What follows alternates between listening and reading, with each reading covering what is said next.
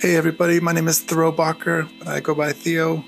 I'm a Toronto-based PhD student and I'm doing research on virtual worlds and spatial cognition.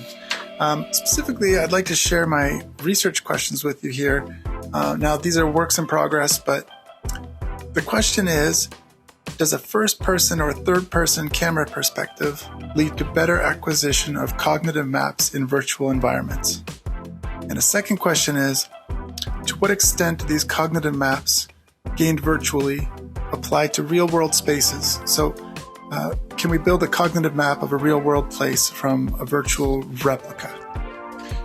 Imagine you're exploring a video game world. Do you think that you would build a better memory of that world if you were in first person versus third person? And then the second one is, can we apply these to the real world?